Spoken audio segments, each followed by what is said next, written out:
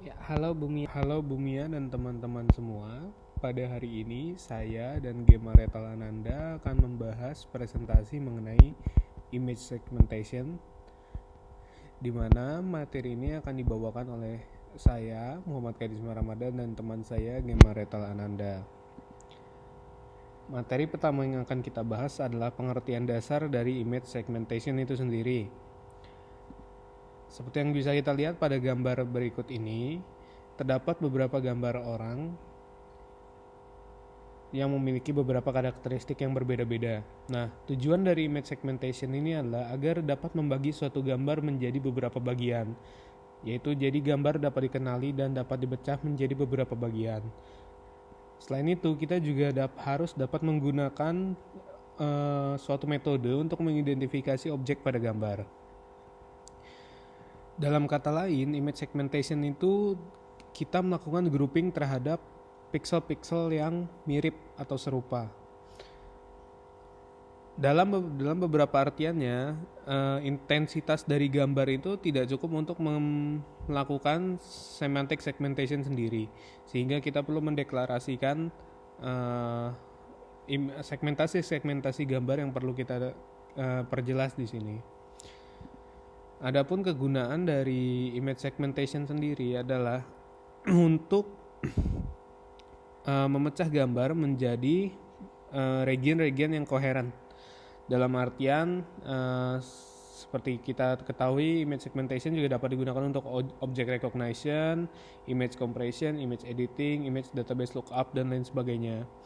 Nah, cara ataupun metode basic dari image segmentation ini dapat berupa banyak sekali.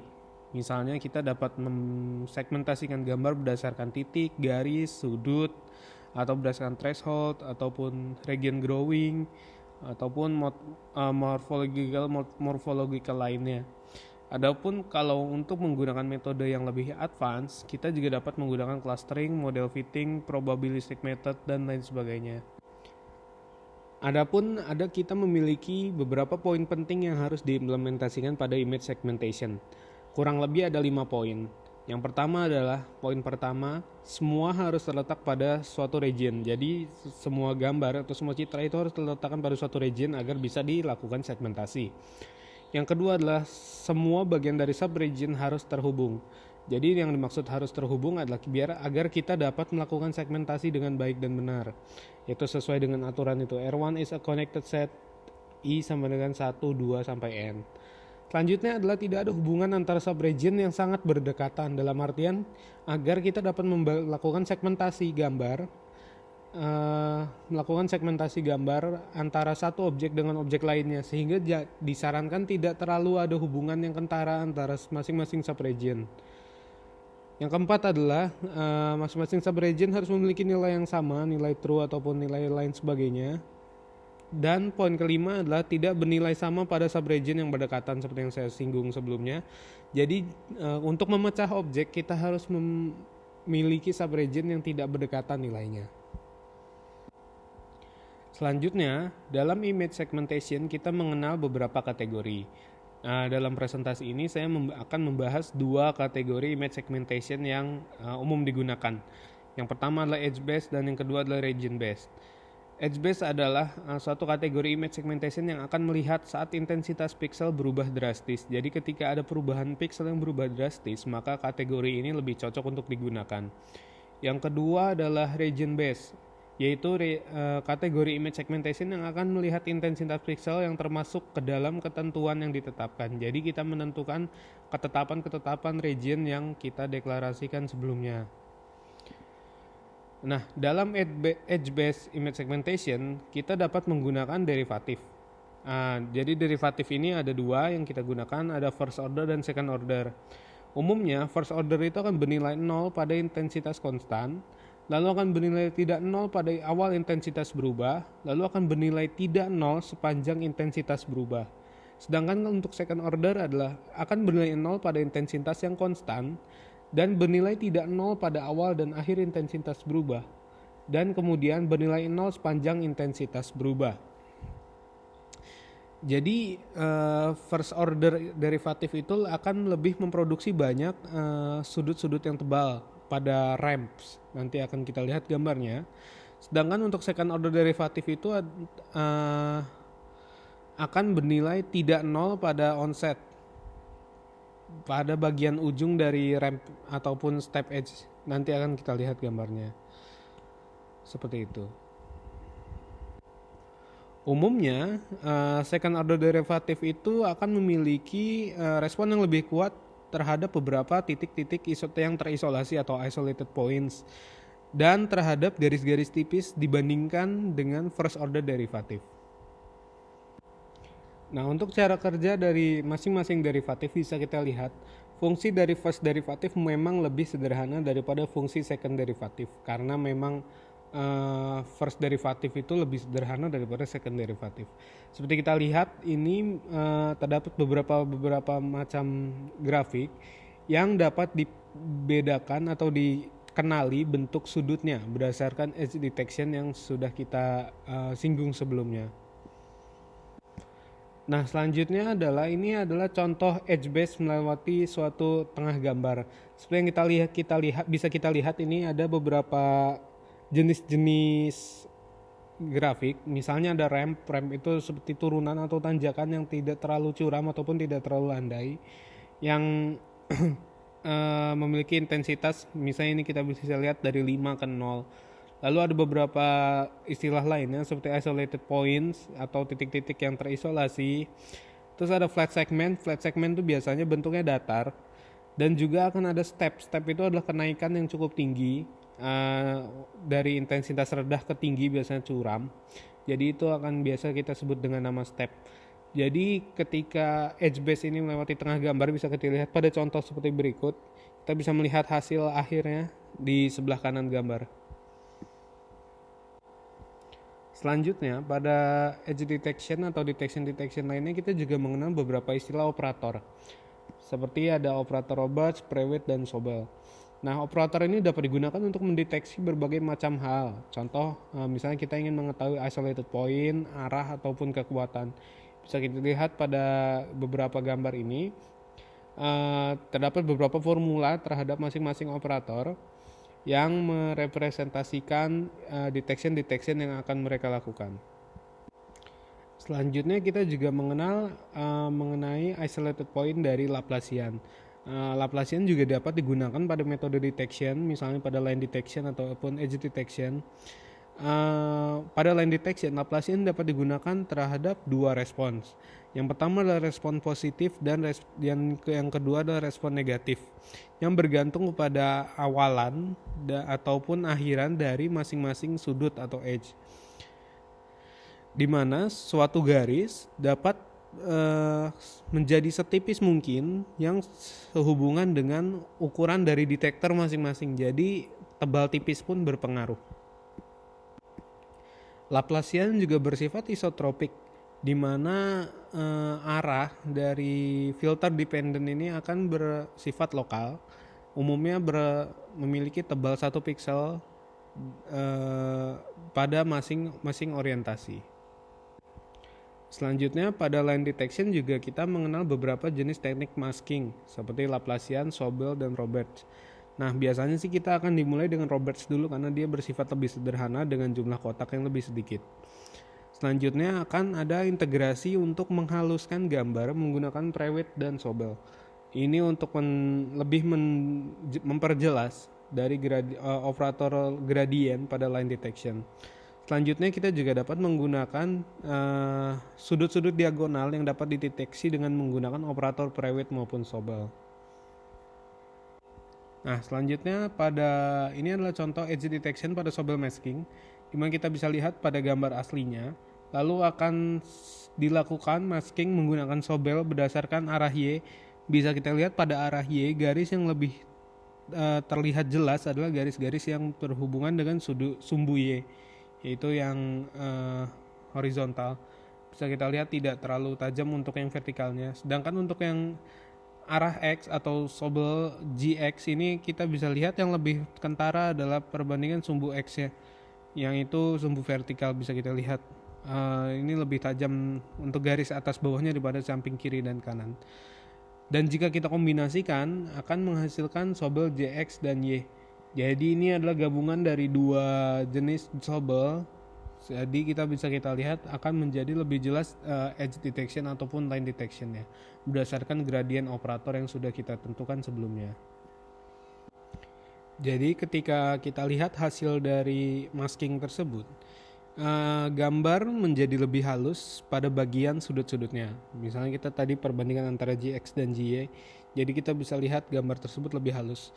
Dan juga gambar yang berupa batanya dari bangunan tersebut akan menjadi lebih dihaluskan, jadi lebih terfokus kepada garis-garis yang fokus ataupun yang lebih kentara dibandingkan dengan bata-bata yang ada pada gambar tersebut.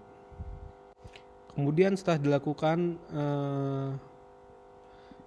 dilakukan filter atau filtrasi secara diagonal, kita juga dapat melihat threshold ataupun gradient dari sobel threshold yang bisa kita lihat before dan afternya. Ini kita bisa lihat terdapat smoothing lagi yang memperjelas garis antara garis diagonal dan garis horizontal dan garis vertikal. Jadi ini dapat memperjelas sehingga kita dapat mengetahui line detection dan juga edge detection dari gambar tersebut. Nah, pada log operator juga kita dapat mengetahui jika suatu gambar yang lebih cocok untuk diidentifikasikan sudut-sudutnya adalah yang menggunakan first derivative atau derivatif pertama, ataupun yang bernilai 0 pada second derivative.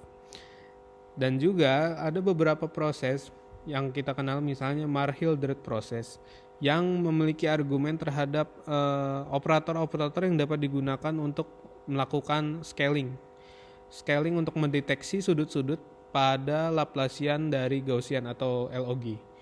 Nah, seperti kita lihat, prosesnya pertama adalah kita akan menerima input gambar berupa grayscale, lalu akan dipecah menjadi dua proses. Yang pertama adalah proses konvolusional dengan Gaussian kernel, lalu akan dilakukan konvolusional menggunakan Laplacian operator.